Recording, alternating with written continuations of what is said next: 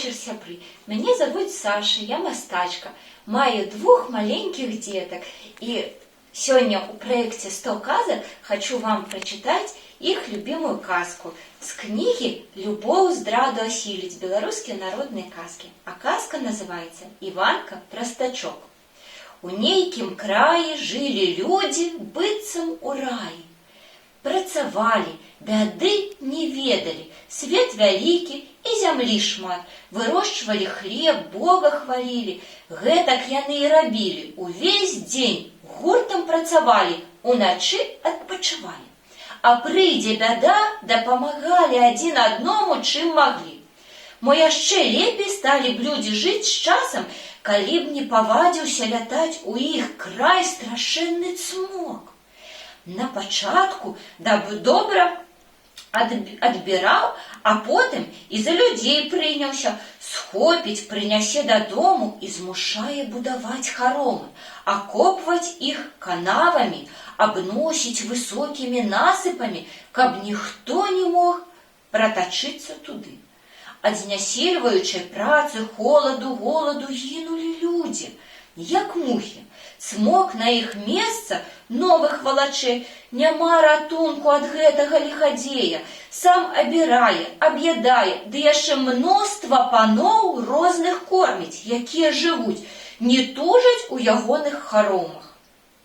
Ад гэтых крывасмокаў людзі церпяць здзекі, прыцясненні не менш, як ад самога цмока. Няма ў іх літасці, жывога гатовы скуру здзерці, людзей за людзей не ўважаюць. Каб быць непадобнымі да простых людзей, прозвішчы сабе розныя сталі прыдумляць. Хто назаве сябе быком, хто ваўком, мядзведзем ці іншым зверам, хто орлом, каршуном або іншай птушкай. Сёй і той узяў сабе імя ад назвы дрэў. З гадамі пастарэў цмок, абяссілеў і днямі не выпаўзае з палацаў, ляжыць, як выварацень. Бачаць гэта паны і радуюцца, яшчэ больш здзеквацца з людзей пачалі, прымушаюць працаваць на сябе, ад цямна да цямна. Адбіраюць апошнія пажыткі, пагублялі людзі надзею на лепшае жыццё, змірыліся, апусцілі рукі.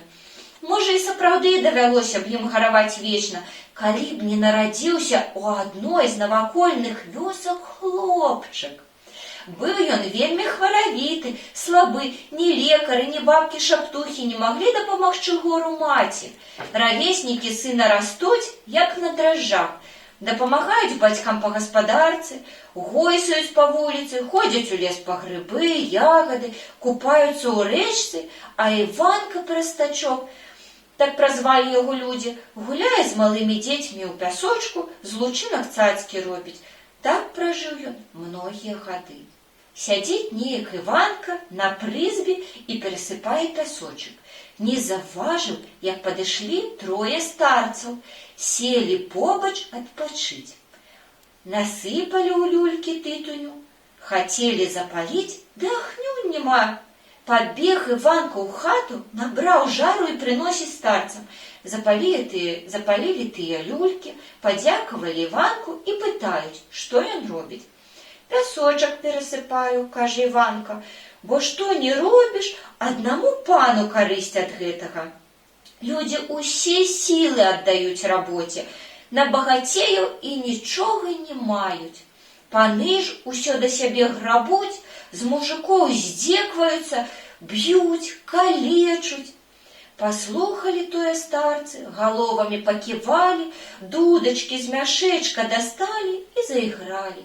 Першы раз заігралі, Іванку вялікі розум далі. Другі раз заігралі, у сэрцы жаласці нагналі, талентам адарылі. Трэці раз заігралі, язык Іванку развязалі. Пайшлі старцы, а Іванка змайстраваў дудку-весялушку і сам скіраваўся ў дарогу. Пачаў па свеце хадзіць, на дудачцы граць, людзей у гурт збіраць, праўду ім казаць. Слухаюць хлопца людзі, галовамі ў знак згоды ківаюць, праўду Іванка гаворыць, Вялікая крыўда на свеце. Адны балююць, а іншыя працуюць, адны багаццю меры не ведаюць, а іншыя з голаду паміраюць. Пачалі людзі думаць ды гадаць, як заўпраўду паўстаць. Прачулі пра Іванку паны, спалохаліся, сталі войскі збіраць, каб схапіць яго. Чуюць, спявае дудачка на ўсходзе і мчаць туды. Шаблі блішчаць, пікі быле стырчаць, гарматы грымяць, а Іванку ніхто не бачыць. Спыніцца войска, знерухомее, быццам на паляванні услухоўваецца. А тым часам ужо на захадзе грае дудка-весялушка. Грае, людзей навучае, ідзе пошчак ад сяла да сяла, па полі, па лесе. Кінуцца чаляднікі цмока на голас дудачкі, гоняць коні, бягуць самі, шаблямі звіняць, з гармат у вецер лупяць. А Іванку злавіць не ўдаецца. Гудзе дудка, грае, то засвішча, нібы бусел заляскоча, то зацягне тонка, як камарык. Ад гэтай музыкі ў паноў са страху аж на лыткі трасуцца. Мароз па спіне прабягае. З таго часу чаляднікам цмока ні ўдзень, ні ўночы няма спакою. Чакаюць яны бяды, як вол у доўбні. Дудка свішча, дудка іграе, людзей навучае, у гурты збірае. Іванка вольна па свеце гуляе, ніякіх перашкод не ведае, хаця сам постаці не мае, а сілай вялікай валодае. І грае дудка-весялушка, і грае, прыйдзе час, усіх паноў пазнішчвае. Ой ты, дудка моя, весялушка моя, іграй! Дзякуй, да сустрэчы!